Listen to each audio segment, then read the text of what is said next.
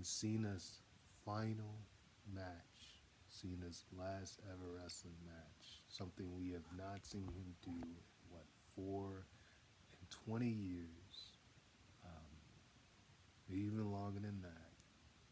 Um, he tapped out. He tapped out. He's only tapped out 4 or 5 times, and he tapped out to uh, Gunther in his final match ever, and he put Gunther over. And I have to say, um, you know, he kind of, it was rumblings that Cena would do the job in his last match and tap out, because we haven't seen him do that ever since he's done this whole hustle, loyalty, and respect that he's been doing since like what, um, 2007 or 8 is when he started doing the hustle, loyalty, respect stuff. Um, because before that it was the chain game, and you had the Doctor Thugonomics stuff from like 2002 to 2004 to early 2005, which is when he started doing the chain gang stuff around 2005. So yeah, I would say about 2007, 2008 is when he started doing the hustle, loyalty, respect. When he first started doing that, and from that point when they were calling him Super Cena, you had never seen him tap out. He's always passed out, like he passed out to Rusev at Fastlane in 2015. There's been times when he's passed out, but you never had seen him tap out. And man, you know, to think it would happen here in his final match in Washington D.C., just epic, epic, epic. Was not expecting it to happen that way. The fans were living though. I mean, they were booing it as you would expect. Gunther got a lot of heat here. I mean, he's gotten some heat before, as a heel, but this is like the most heat Gunther has gotten, as a heel. So he really did his job here, constantly trying to go after the sleeper. Cena hit at least 4 or 5 AAs like throughout this match. So I thought Cena was gonna bust out some more like moves like he did in some of his previous matches, like with AJ Styles and Logan Paul and some of them, and even like Sami Zayn, and when he was doing when he went against those guys, and he just started. Even Cody Rhodes at SummerSlam, when he started doing some stuff we hadn't seen him do in a long time, I thought he would do that. But the only thing he really busted out, that he used to do a lot that he hasn't really done as much now, is the Famouser. He busted that out. He busted out, that was the only thing he really busted out other than his finishers, because he manages to hit the attitude adjustment. And he did, put Gunther in the STF at one point. One really cool spot.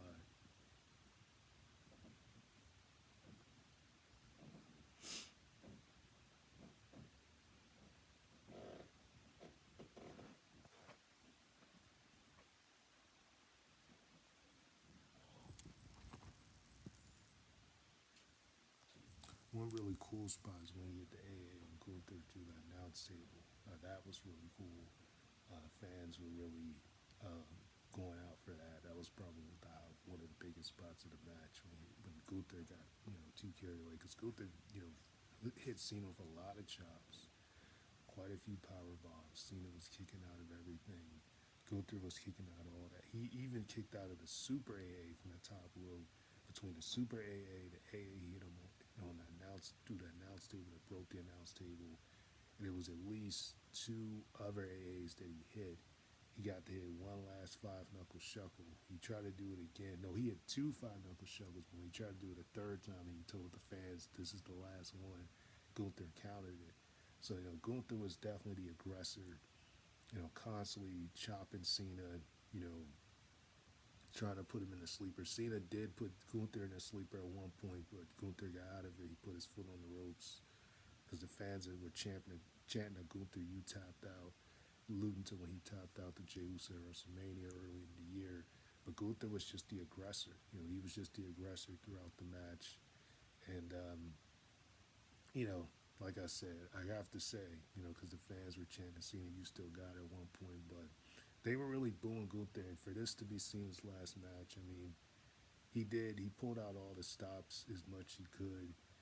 The only thing I would probably say, and this is kind of nitpicking on my part, is the fact that, after Gunther made him tap out, he kind of just popped up.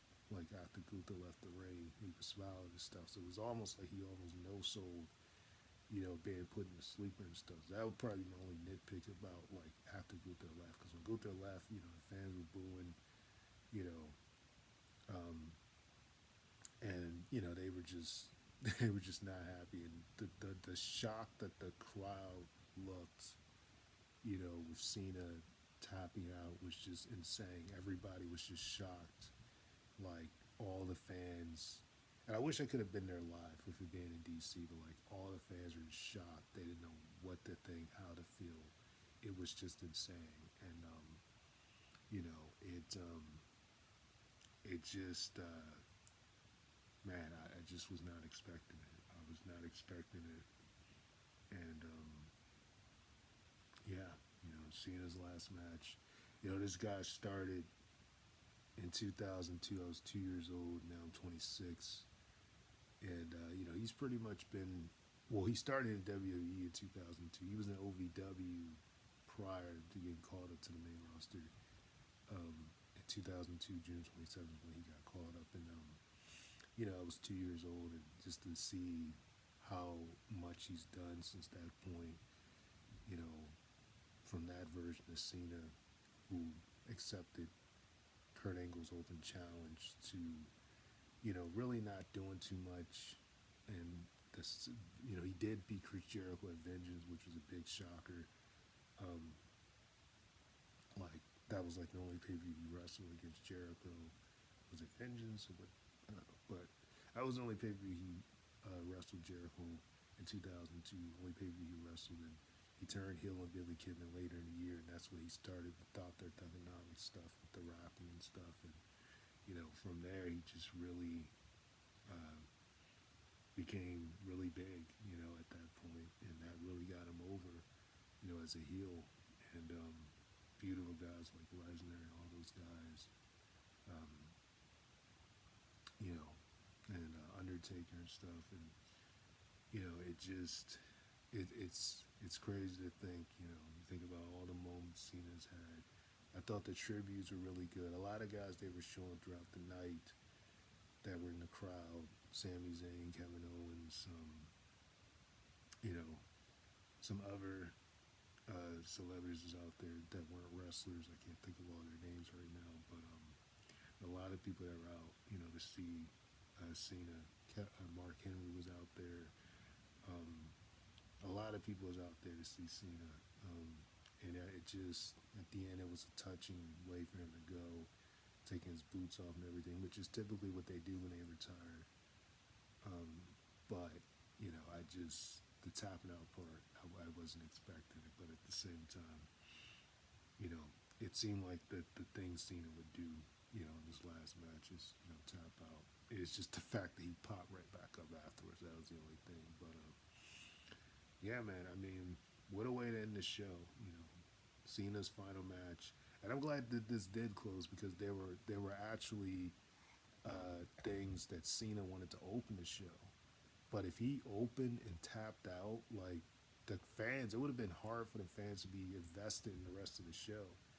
Because you got the casuals and you got the hardcore fans, and if Cena had tapped out at the start of the show, nothing could have followed that. So I'm glad they made the decision to close it with Cena and Gunther, because it were like confusion if they would open the show or close the show.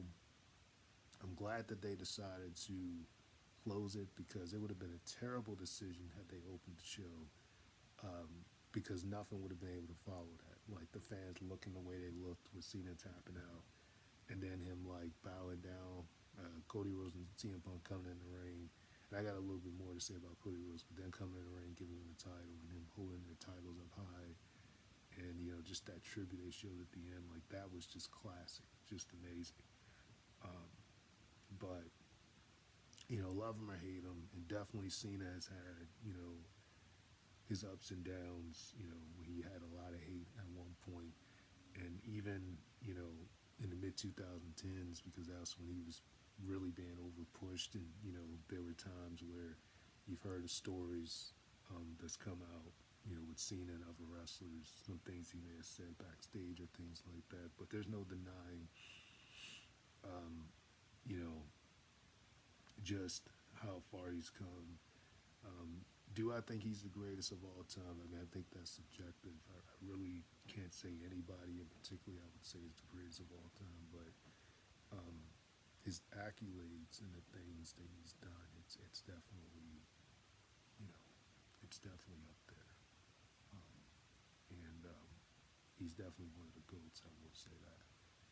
Um, but yeah, you know, good, really shocking way to end the show, but at the same time, good way to end the show. Um, this show honestly would have been perfect for me if it wasn't for the opener. I thought the ending was, you know, a shocking moment that was quite a way to end the show. And then Cena doing his, you know, bowing down and leaving out. You know, it was a little bittersweet, but the opener just really upset me a lot with Obafemi and Cody Rhodes because it was a really good opener. Like Cody Rhodes and Obafemi was having a really good match. You know, Obafemi was being a powerhouse. Cody Rhodes hit a couple of cutters. He got busted open at one point on the nose and his lip. And I don't know if they called an audible after that, but probably not. I think the plan was always for Drew McIntyre to get involved, but I don't know why they had him get actually in the match. Like he could have just got involved outside the ring and had Obafemi win that way, but instead he attacks Cody, so Cody just wins by DQ. And I think it was a really bad decision because I mean, did Cody really need the win? No. I mean, Cody, it wouldn't have hurt him losing to Obafemi. If you didn't want to have Obafemi lose, like get pinned and lose, but you didn't want to have Cody lose either, then why book the match? You know, that's just something I just don't understand that WWE does. If you don't want to have one either guy lose, you don't want to have Obafemi get pinned, you don't want to have Cody get pinned, why book the match? So their solution to that was a lame DQ with Drew McIntyre getting involved, and that just really, I have to say, like if the other matches didn't um, do better, better after that, that would have been it for me because like that was just I was just not happy about that at all. That was just a really bad opener. The way that they ended that match was a terrible choice. So I was not happy about that. But the other matches, thankfully, did a lot better. You know, the opener, it was a good match between those guys, and there's no reason why Drew McIntyre at all should have been involved to cause a DQ. If he got involved, not in the ring but outside the ring, Cody got distracted. That's one thing, and then Overfibby won because then you can say, okay, Cody lost, but he didn't lose clean. So then you still protect your champion. But just to have him get in the ring and attack Cody, like that was just like a really dumb choice. And the fans were booing it, like they were not happy. They were saying, "Run it back." And Obafemi obviously wasn't happy with Drew, so he, you know, pushed Drew, and Drew was like, "You don't understand." They both attacked, you know, Drew McIntyre. It was just a really dumb finish. It just really was. And But thankfully, the match with Sol Ruka and Bailey was really good. You know, Sol Ruka is very athletic. She did a lot of athletic moves on Bailey. Bailey hit with the belly to belly and her rose plant, and Sol Ruka got out both times. And Sol Ruka actually picked up the victory with like a roll up because when she hit the snow satchel, Bailey kind of rolled out of the ring. But it was a really good match. I really enjoyed it, and it was a good showcase for Sol Ruka. You know, the biggest win of her career, beating Bailey here. And, you know, they shook hands afterwards along with Zarya, who I thought maybe would turn heel, but I guess they're saving that for like another show. They didn't want to put, which is why I was really pissed off about the opener because I'm like, you know, okay, you don't want to do that because you want to put the spotlight on Cena at the end, so then why have a bad finish like that? Everything should have just been had a clean finish. But like I said, if they wanted to protect Cody, then then you get Drew involved. But they decided to just have a lame DQ. But other than that, Ruka and Bailey really made up for it. It was a really good match, and they all shook hands with Live I Care, all of them. A nice little salute they did to Cena at the end, so that was nice. And then And then, the tag match with um, Leon Slater, Javon Evans, AJ Styles, and Dragon Lee was fast paced right from the beginning for the tag belts. Really good match. There was a point where AJ slipped and he was trying to go for the phenomenal form, but ultimately he did catch Leon Slater midair and got him with the Styles Clash to retain the belts, which was cool. So yeah, elsewhere in the show was really good on the undercard, except for the opener. I just thought that was a really bad finish, but the other matches made up for it. Soruka and Bailey, they really brought it. Was glad they got to be on the show. And the tag match, with the Young OGs against AJ Styles and Dragon Lee, that was a really good match as well. And like I said, the way it just ended, it was a little bittersweet, but it's really crazy to think that Cena really is hanging it up. And so, yeah, thank you, Cena. Thank you, Cena. You know, still can't believe that this is really it, but there's an old saying that all good things must come to an end at some point. So, but he's going to be an ambassador now, still with the company, helping out. So he's still going to be contributing, but it's just crazy to think that this is it for him. But yeah, that's pretty much it, guys. Just wanted to talk about that. Signing off with Master Flicks. Am I missing something? Oh yeah, they did do this segment with the Miz, where he came out upset because he wasn't a part of the Cena show last time as now,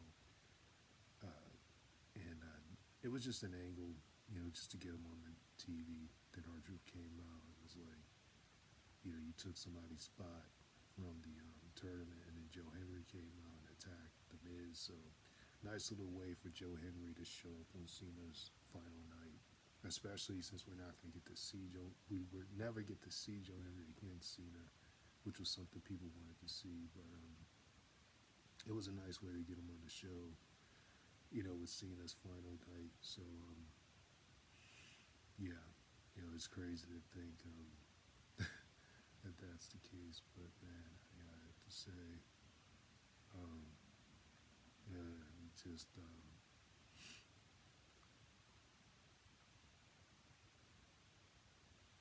it's just it's unreal to think Cena is retiring. That this is it for him. But you knew that December 13th would come, and now it's come. It's like, man, I can't believe it. But yeah, what a career. What a career. And he lost his last 3 matches. Because he just lost to Dominic in Survivor Series in the final PLE. I think he lost.